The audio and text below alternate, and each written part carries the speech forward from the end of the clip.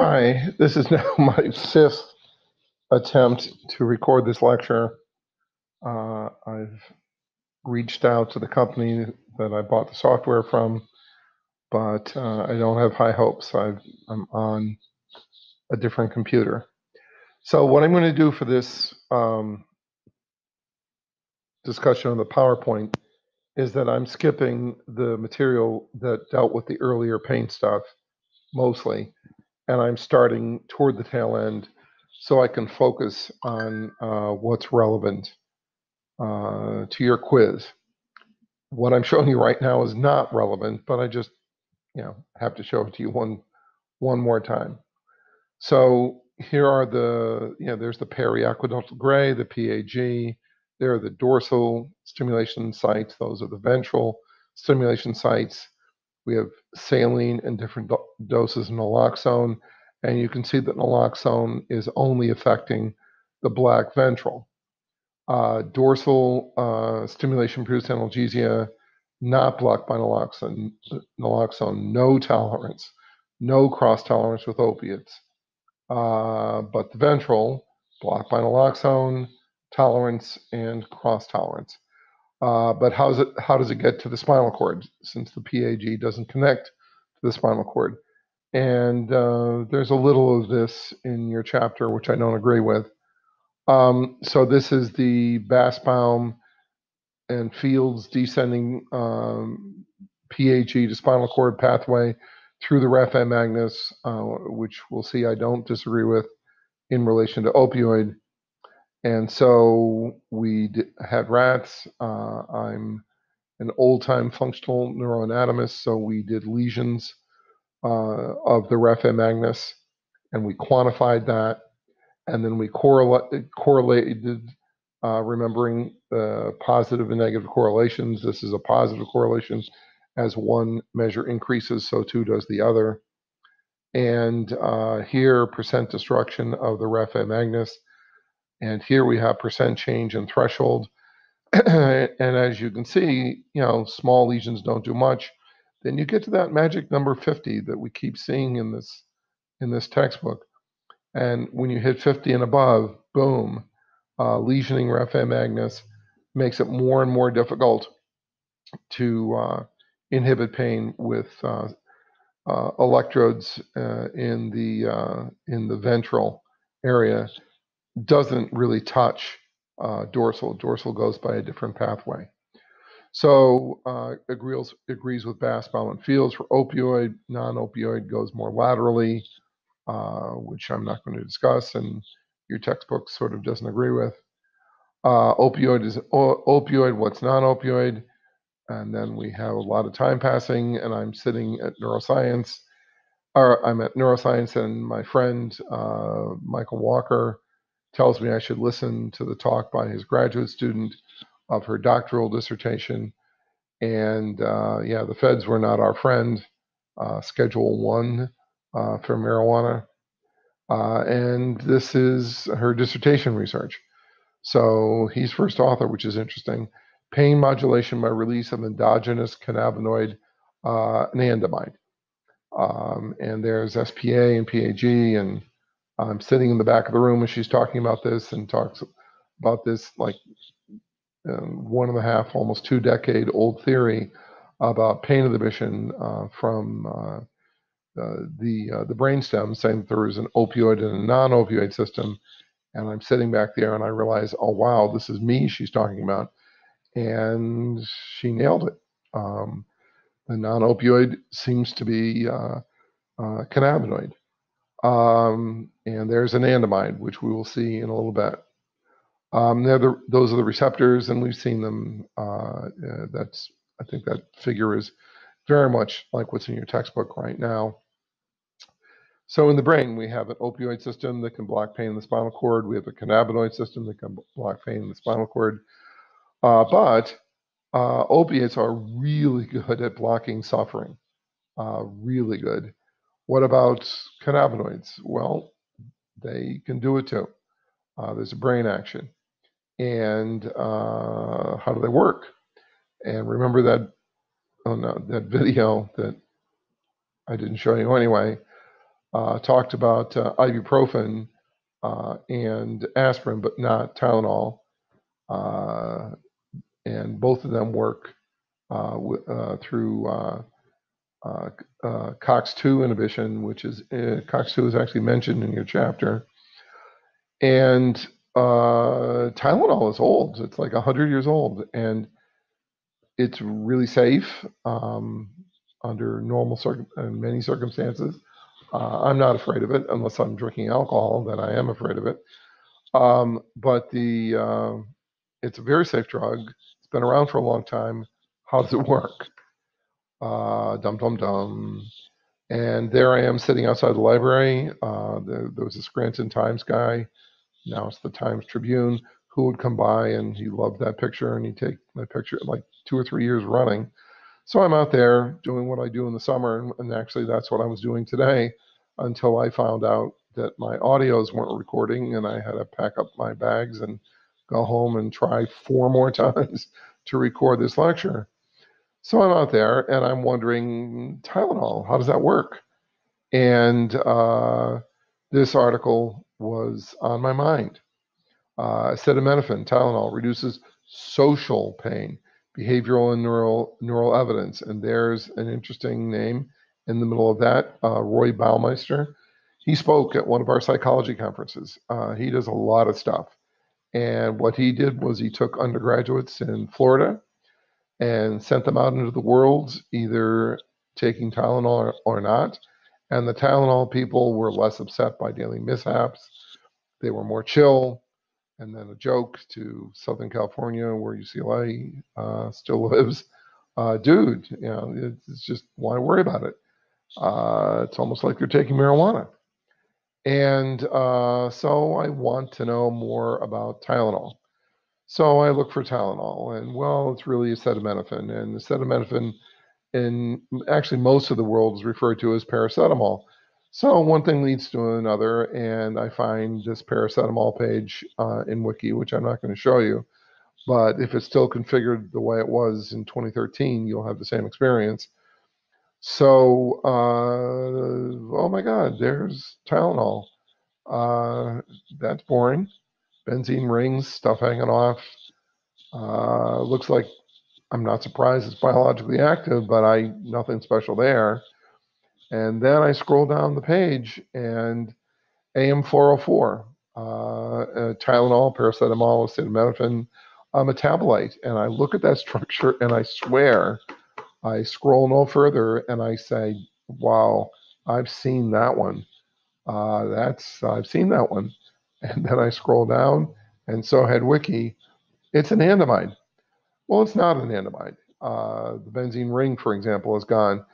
But boy, the structure looks pretty similar, and structure is related to function. And the next day, I'm sitting in my outer office, again, under the umbrella.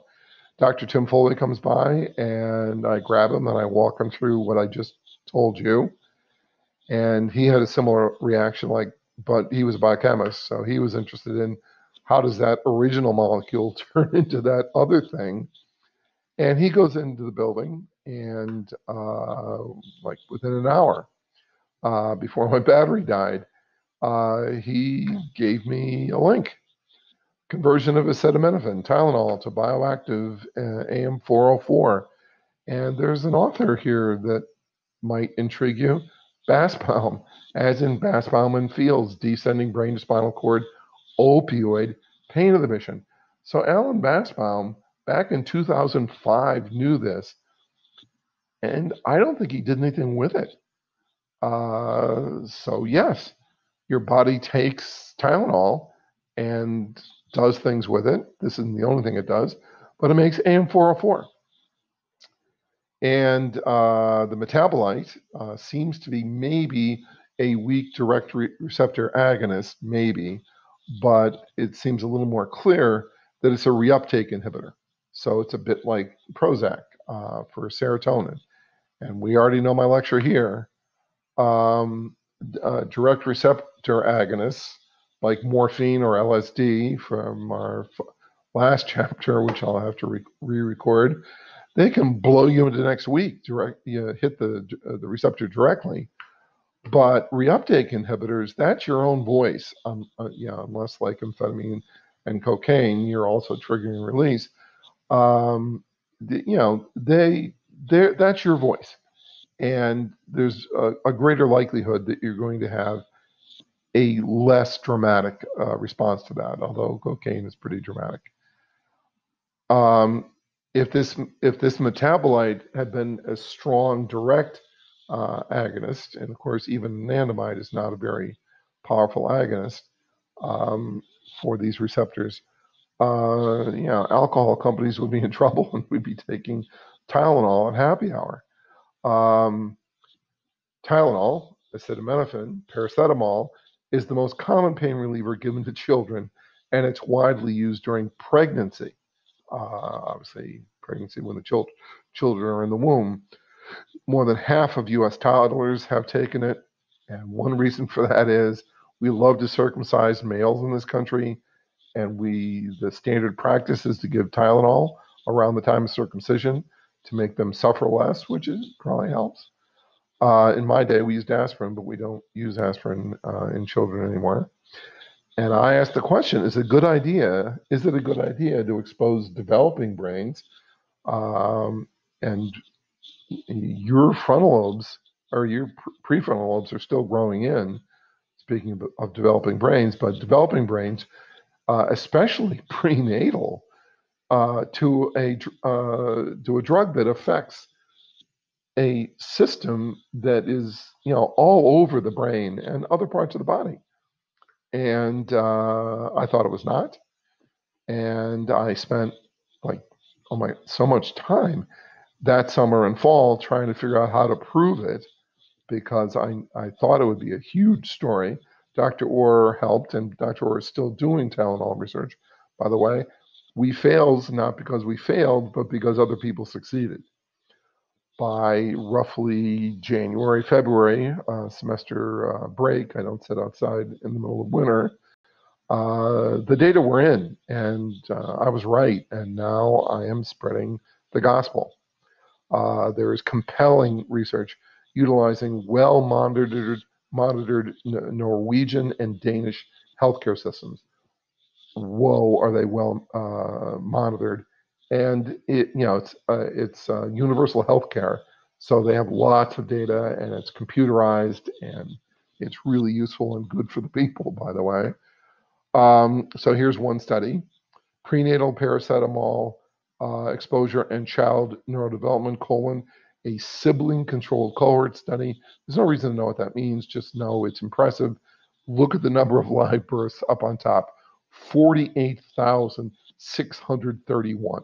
This is a big study. This is a good healthcare system. What do they find? Long-term exposure to paracetamol, which is acetaminophen, which is aspirin, during pregnancy was associated with adverse psychomotor, behavioral, and temperamental outcomes at 3 years of age, after adjusting for everything they could adjust for. Prenatal exposure to ibuprofen was not associated with adverse developmental outcomes. That's probably important. If replicated, these findings may suggest limiting long-term use of paracetamol during pregnancy. Their lawyers rolled in and inserted that line. Sure, we have to be cautious. And now we have this study. Look at the number of births here, 64,322. And acetaminophen, different words, same drug, Tylenol, used during pregnancy, behavioral problems, and hyperkinetic disorders. And here are the findings: higher risk for receiving a hospital diagnosis of hyperkinetic disorder, which is the real deal, man. Having ADHD behaviors at age 7. Results did not appear to be confounded by anything that they could look at, and they looked at a lot. I think ibuprofen was in here too, and it was not bad. What did they conclude? Maternal acetaminophen use during pregnancy is associated with higher risk of hyperkinetic disorder, hospital diagnosis.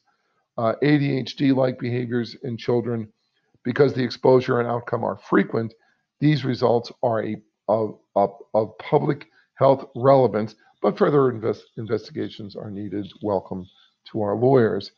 And then there's a little animal research here, and Dr. Orr is doing things relating to this now. Mice exposed at a young age, then tested as adults. Altered locomotor activity in a novel environment, open fields basically, diminished spatial learning, reduced analgesic and anxiolytic responses to Tylenol, which means that the early exposure to Tylenol changed the brain, and now as adults, that system doesn't work as it would normally work in adults. Should we be concerned? In humans, there's very recent compelling evidence suggesting developmental problems in humans following prenatal exposure, possible, ADHD, delayed motor development, socialization issues, impulse control, which I worry about.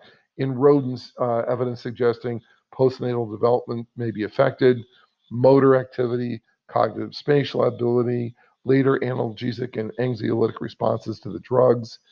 Some data, which I didn't really look at, possibly asthma, some evidence of undescended testicle effects, some suggestion there may be concern about autism. I didn't really look at any of those things. I looked at what I mentioned, but not those others. I worry really is my nature. And special thanks to Reshma Gore, who's finishing up her PhD at the University of Minnesota in pain research. Dr. Pador, who, as I said, is continuing to do Tylenol research, and Dr. Tim Foley, who knows biochemistry, and I don't. Oh, please let this have sound.